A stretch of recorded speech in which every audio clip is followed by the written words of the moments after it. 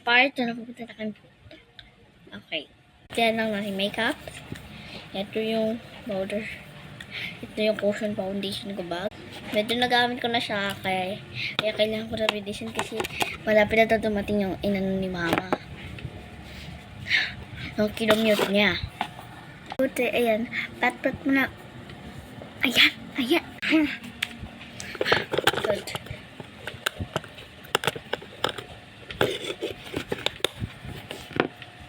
Halate. Mag-eyeshadow. Parang apakasimple lang ng makeup na gagawin ko.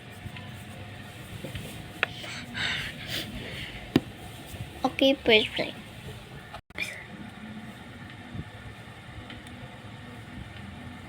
This is the final cut. Ito pala yung suot ko. This.